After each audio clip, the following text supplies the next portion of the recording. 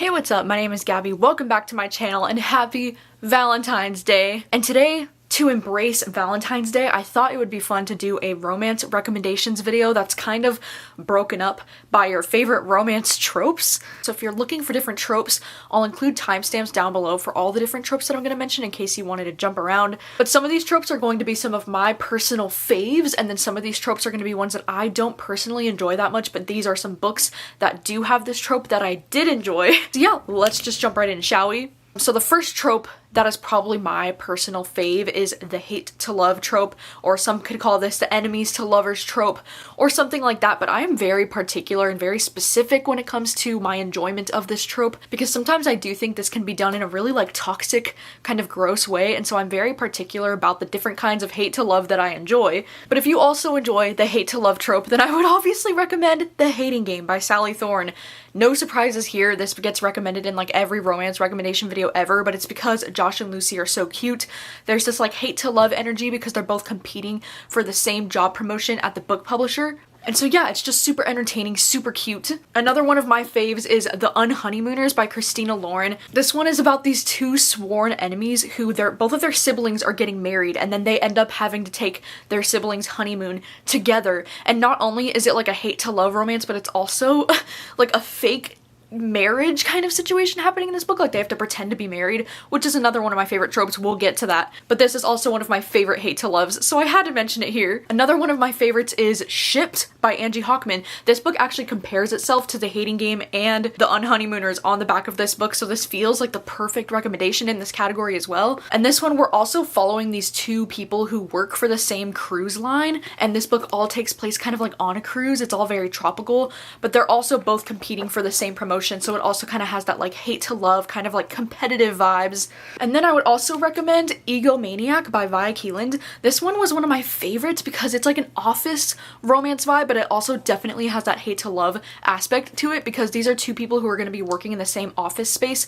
But if I remember correctly, it's been a few years, but he's going to be a divorce attorney and then she's a marriage counselor person, so their jobs just completely conflict each other. And it's also just a really entertaining office kind of romance. It gave me major The Hating Game vibes, and it's just a really cute bantery hate to love kind of vibe in this one. And then another hate to love that I wanted to mention, but this one's a little bit different because it is young adult, but it's Tell Me How You Really Feel. This one is a young adult female romance between these two girls, and they're both in high school. One of them is a cheerleader and the other one is working on this movie for her film class, and it's kind of a hate to love because they can't stand each other and they don't really want to work together, but they're being forced to. And yeah, I mean, right there on the cover it says the queer hate to love story you need in your life. So I mean, there you go. If you want a young adult recommendation, there it is. And then I also wanted to mention two books that I haven't personally read yet, but I've heard that these have enemies to lovers vibes, which is You Deserve Each Other and Tools of Engagement. Tools of Engagement, it says when two enemies team up to flip a house, the sparks between them will either burn the place down or ignite a passion they can't resist. And then in You Deserve Each Other, it says when your nemesis also happens to be your fiance,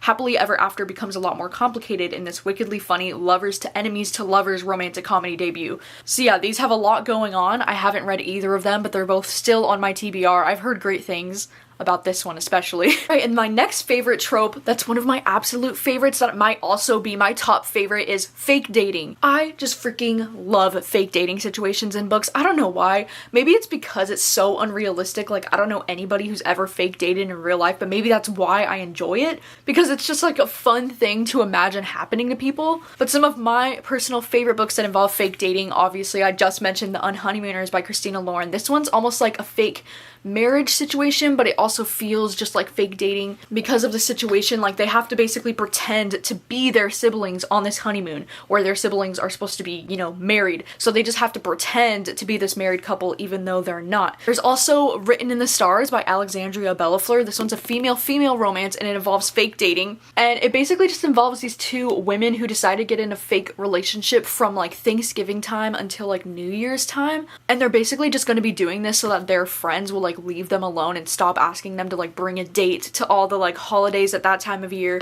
And it's just really cute. It's one of my favorites and I love the fake dating in this one. There's also Take a Hint, Danny Brown by Talia Hibbert. This is also one of my favorite fake dating scenarios. This story is about this woman named Danny who's a professor at this school. It's about this security guard who ends up rescuing her from this like fire drill gone wrong scenario, and there's a video of them that goes viral on the internet that's like of him saving her, and it gets a ton of publicity for his sports kids charity that he runs, so they decide to fake date to continue this support for his charity, and it's just, oh my god, it's the cutest shit.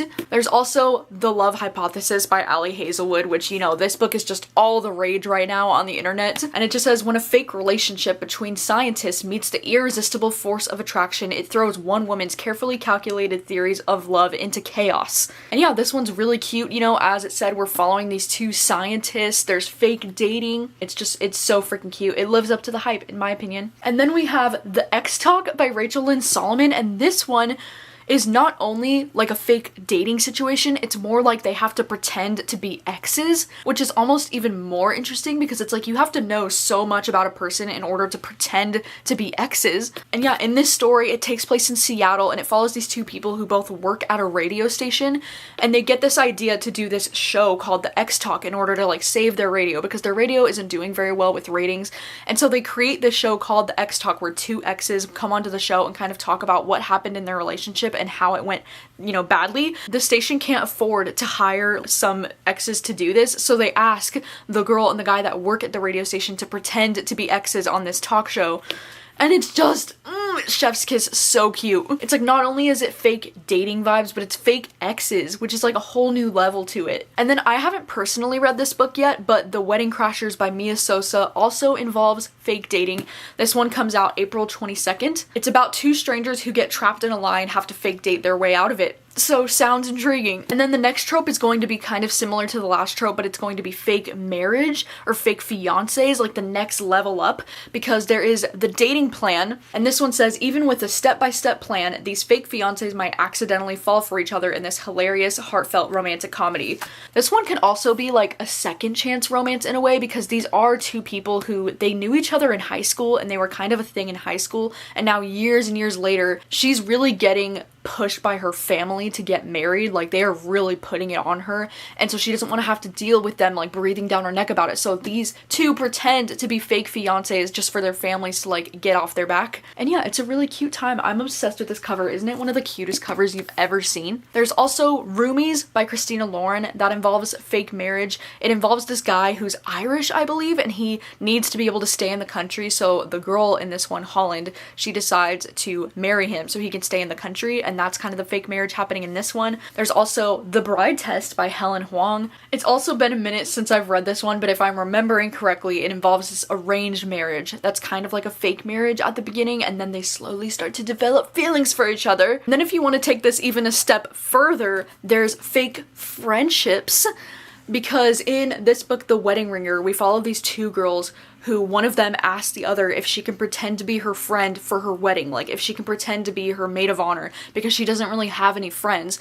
And so this starts as like this fake friendship, and then it eventually leads to this romance when she ends up meeting one of the groomsmen for the wedding. But also, don't you think this book would have been better if it was actually a romance between the two girls?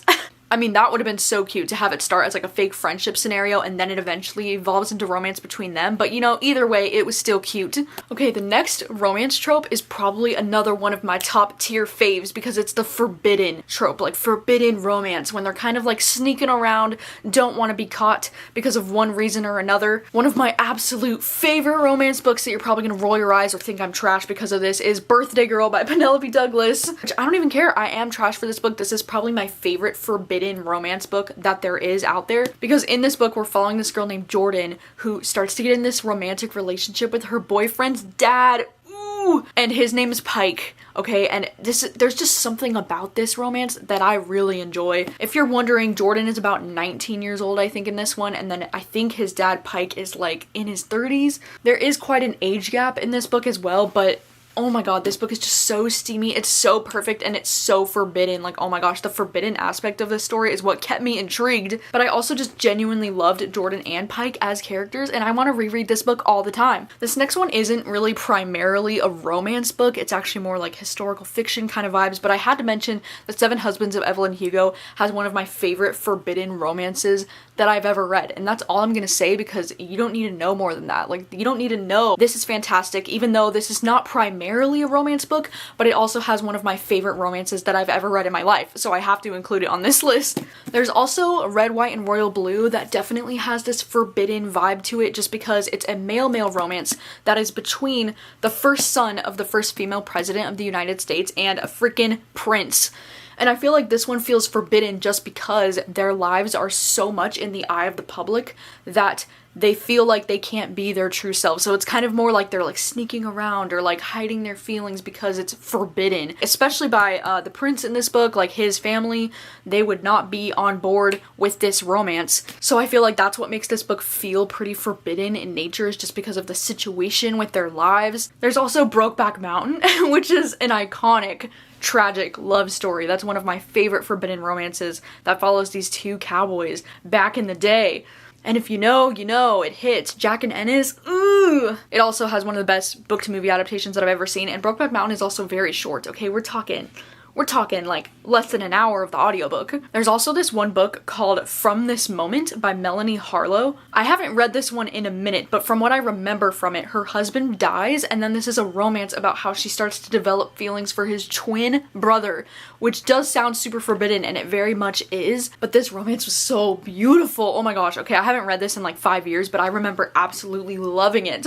There's also Ties That Tether, which is slightly forbidden because we're following this girl who is Nigerian and she starts to fall for a white man, which is very not cool in terms of like what her family thinks. Like, her family wants her to be with a Nigerian man, and so there's this forbidden aspect in this book because she's with a white man. I also wanted to include Loving Mr. Daniels by Brittany C. Cherry. This is one of my favorite Brittany C. Cherry books, and this one is forbidden because it's a student-teacher romance. The age gap in this book actually isn't too bad. From what I remember, I do think she's like 18 in this book, and I think her teacher's like 22 or 23, so there's not a huge age gap there, but still, oh my gosh, this book is just so hard-hitting though, and so beautiful, and it just sucks you right in. It's so freaking beautiful. Alright, the next trope that I wanted to go over is the forced proximity trope, which is, oh my gosh, this is another trope that is just absolutely god tier when it's done correctly. And if you didn't know what forced proximity even means, it's just basically where the two love interests kind of get in situations where they're kind of forced to be around each other. Sometimes it's a situation where they have to share a living space together, and it's just kind of like they're always around each other. Sometimes it's like a there's only one bed kind of situation, if you know what I mean. Some of my favorite romance books that involve forced proximity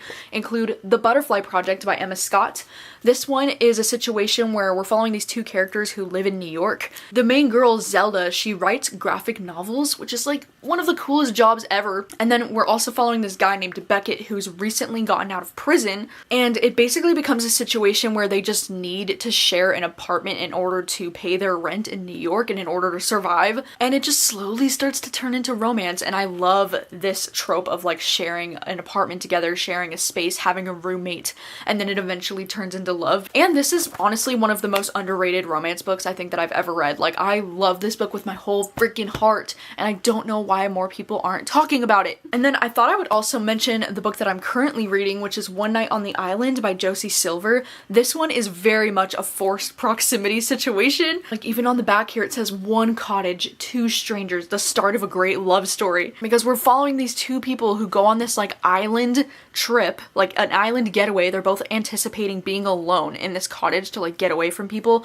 and then the cottage gets double booked and they're both stuck there together, and there's literally nowhere else to stay on this island because it's a really small island. Like, there's not a lot of, you know, they don't get a lot of tourists there, and it's just chef's kiss. Like, so far the forced proximity, it's there and it's amazing. There's also The Roommate by Rosie Dannon. This is another situation where, like, if you guessed it, they're roommates. This one is also kind kind of interesting. It kind of has like a twist on it because the guy is a porn star. Ooh. And so it makes it a little extra juicy, if you know what I mean. Like, what the heck? He's a freaking porn star. And this one definitely has some erotic moments. You know, this is definitely an 18+ romance recommendation. But it also is exactly everything I love with the forced proximity trope. Like, I was obsessed. And then these last 3 that I have are forced proximity that's like, it's kind of forced proximity, but not as like intense as those other books, because I have The Royals Next Door, which is this one where this girl starts to fall for this bodyguard basically that lives next door. He's the bodyguard for these royal people who move in next door to her.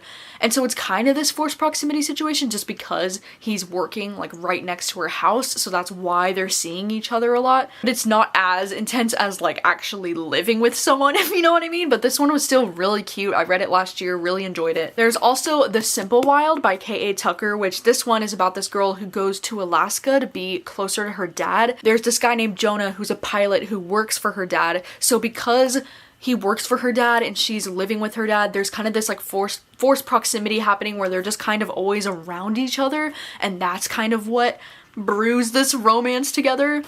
Oh, The Simple Wild is one of my all-time favorite books. Like, it's just so freaking good. And then also Heels Over Head by Elsie Springer. This is another one that I feel like is super underrated. And this one is a male-male romance that we're following these 2 divers who are going to be competing in the Olympics. And so that's where I feel like the forced proximity comes in, because they're always around each other, always practicing. And it's just so good. This one's also really heavy, by the way. It's like a really heavy romance that'll probably break your heart, but it's so damn good. And then the next trope is going to be slow burn romance. And slow burn, if you're not familiar with the term, it just means a slow ass burn. Things don't happen for a long time. Like, this is the kind of romance where you've gotta fucking wait, you've gotta earn it. The very opposite of slow burn would be insta love, you know, like that's when the characters meet and they're like, boom, let's get on each other. But slow burn is the exact opposite, where you've got to wait like 200 pages before these characters even like look at each other like they're interested, if you know what I mean. My all-time favorite slow burn romance is The Wall of Winnipeg and Me. Oh my goodness. This book is long, okay? It's like a long romance, but oh my gosh, it is so rewarding. Like, this book is just so good. Once they finally get together, you're just like, finally, yes! It's so worth it. Like, there's something about a slow burn that's written well. It'll just make you so giddy. Like, you're just so excited for the moment when they finally get together, and that is exactly what I love about slow burn. This one is fantastic. This one is god tier. Highly recommend this one. I also think The Gravity of Us by Brittany C. Cherry is one of my favorite slow burn romances. This one is the 4th book in a series, but it can be read as a standalone. This book isn't even that long, okay? It's about like 260-ish pages, but even within those, it's just such a slow burn. Like, you're just waiting this whole book for them to get together, but then when they finally do, it's just so worth it, you know? There's also Forever Right Now by Emma Scott. I remember this one being quite the slow burn, you know? This one is a slow burning romance. And this one also has some really great characters in it. I just really love Emma Scott's romance books. I think they're fantastic. The next trope, I don't know exactly what I would call this, but it's that it involves some kind of reality show in the book. I've only read a few books like this, so I only have a few recommendations, but my personal favorite is The Charm Offensive, which this one is a male-male romance about this guy who essentially becomes the Bachelor, okay? It's kind of based around The Bachelor, kind of. So our main dude, our main protagonist, is essentially the Bachelor, and it's about how he starts to fall for his male producer instead of any of the female contestants, and it's just one of my favorite things. This book does also feel very forbidden kind of in nature, just because of the situation, you know, where he's on this reality dating show to be dating all these women and he's sneaking around with his male producer. It's just so freaking good. Definitely god tier. There's also One to Watch, which this is another one that involves the show that's kind of like The Bachelor, except she's gonna be the Bachelorette basically, and she's the first plus size bachelorette that this show has ever seen. And this is just kind of like a really fun, you know, lighthearted romance about this girl dating these guys on this dating show. I just think if you enjoy, you know, the setup of The Bachelor or The Bachelorette, then this might be your jam, because it definitely was mine. And then most recently I've put on my TBR is Love and Other Disasters. I haven't actually read this one yet, but this one, it doesn't involve a dating show, but it involves a chef's like cooking show, which, like, how fun. I haven't read this one yet, but I do know that it features a non-binary love interest in this book, so it gets bonus points for that. And I don't know, it just sounds like it's gonna be really cute, like a chef's cooking show. It's unique. I've never seen this before in a book. I'm excited. And then next up I have the friends to lovers trope, which I'll be honest, this is probably my least favorite romance trope. It's just not my personal thing because I don't know, there's just something about friends to lovers that I usually find so boring. Like, I just want more angst, I guess, in my romance, which is why I usually enjoy, you know, hate to love or forbidden or something a little extra juicy happening. But some of my favorite romances that are friends to lovers romances include People We Meet on Vacation by Emily Henry. No surprises here, this book is all the rage on the internet lately, and this is probably the one that shocked me the most that I enjoyed because, again, I wasn't expecting to like it. It's just not, it doesn't sound like it'll be my thing. This one is so cute. We're following these characters named Poppy and Alex, and they've been best friends since they were in college, and every single year they take a vacation together during the summer, and it's been like 10 years and now they haven't taken a vacation and they haven't spoken to each other in a while, and you're kind of trying to figure out what exactly happened between them. I think something that works for me in this book, as in comparison to other friends to lovers, is the fact that we kind of get to see how they met. We get to see the early stages of their friendship, and that's what really worked for me because then I was really rooting for them to get together, you know? There's also Josh and Hazel's Guide to Not Dating by Christina Lauren. I don't know how I forgot about the fact that this is friends to lovers, and it's just so cute because she's a teacher in Portland, Oregon. It's very much like New Girl vibes in this one, you know? Like, she is very much like Jessica Day vibes. And then it's about how she falls for her Korean friend named Josh. They have this like rule that they're gonna go on dates together, like they're gonna find dates for each other, but then they always just end up going home together. And so it's like Josh and Hazel's Guide to Not Dating. Ooh, it's so cute. This is God tier. I gave this 5 stars. I don't know why I forgot that this is friends to lovers. And then I also put on here Him and Junkie.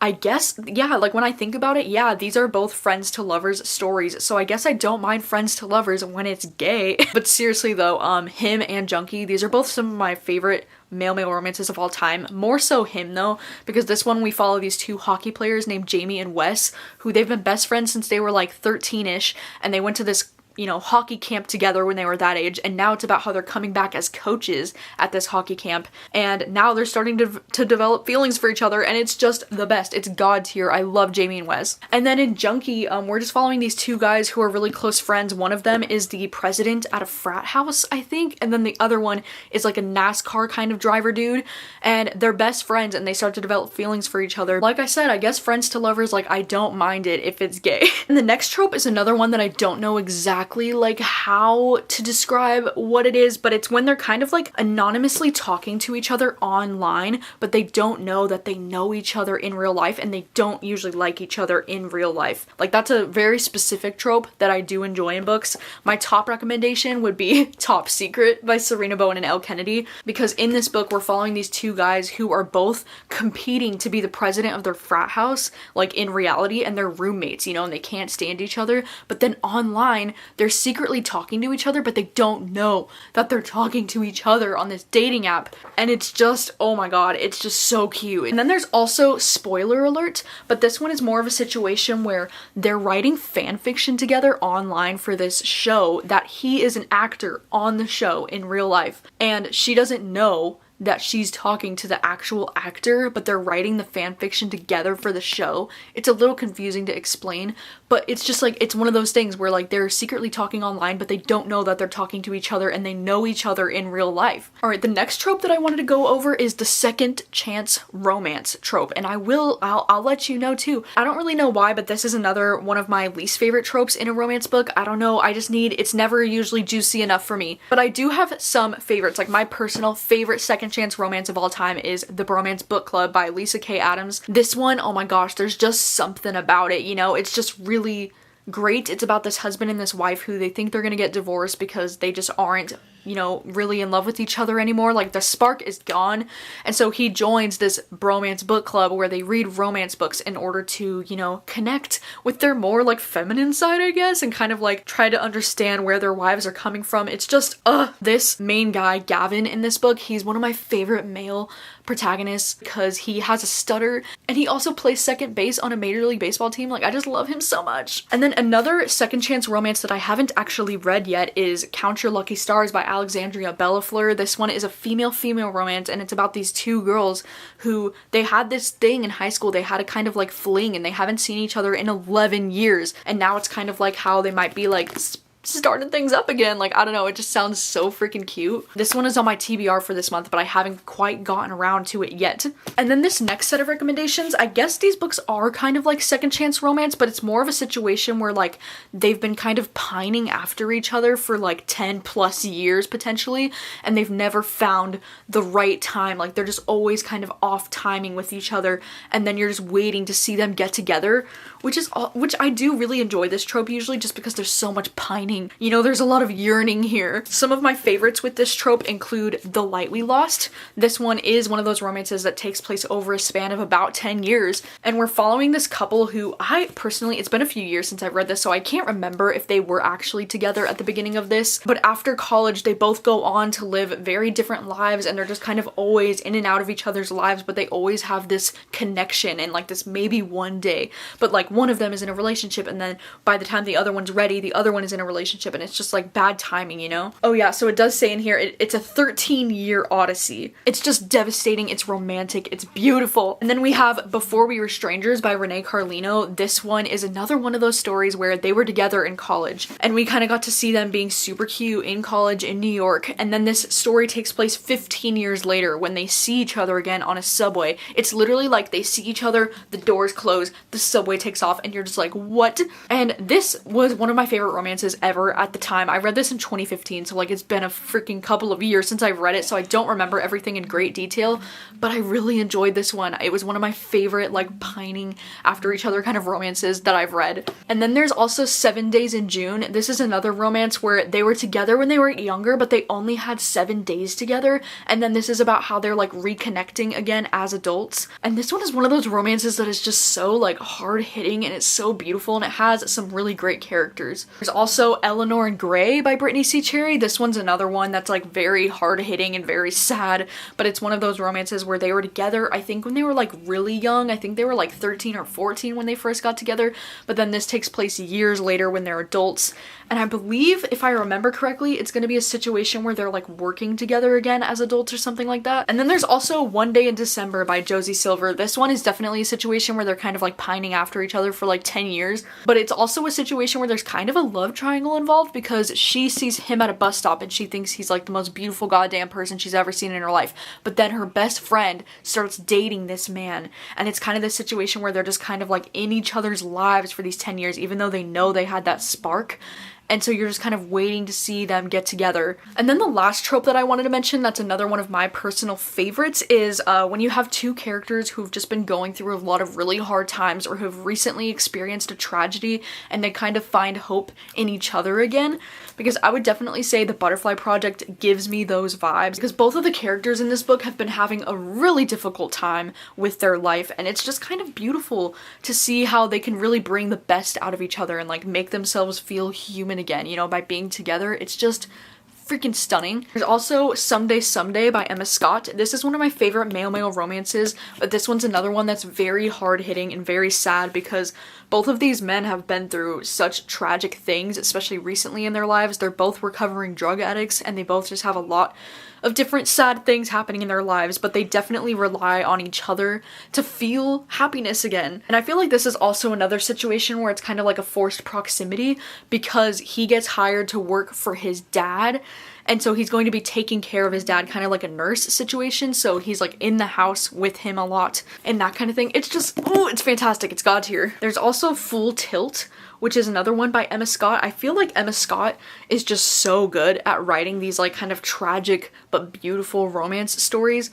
Full Tilt especially is really sad, because it's about how one of the characters has a heart condition that's probably going to be fatal. This is very like The Fault in Our Stars but for adults kind of vibe. There's also Heartbones by Colleen Hoover, which I think is one of her better books. This one is about these two teenagers who have just been going through a really hard time recently, and they kind of just find this spark within each other. And then lastly, I would also say The Heart Principle by Helen Huang. This is definitely a much more heavy book than I was anticipating going into it, but this is another one of those stories where there's a lot of tragedy happening in Anna's life, and I feel like it's almost a situation where she's able to get through everything that she's going through because of this romance that she's having with Kwan in this book. But this one is a heavy book, okay? Heavy hitter right here. I would only read this if you're in the best place with your mental health because it is a very heavy and sad book. Yeah, anyways, those are all of the romance book recommendations for the different kinds of tropes. Let me know if you have read any of these books, what your thoughts are on them, and also let me know, are these some of your favorite romance tropes? Or let me know in the comments, like, what are some of your favorite romance tropes? Like, maybe there are some that I haven't even mentioned that are some of your favorites. And maybe if you guys mention enough that I didn't cover in this video, then maybe I could do a part 2 to this with like other kinds of romance tropes in the future if I have the recommendations for them. But also let me know if there's any other books that you think that I would enjoy based on the romance tropes that I enjoy. Yeah, thank you so much for watching as always, and happy Valentine's Day. I will see you very soon with another video. Bye.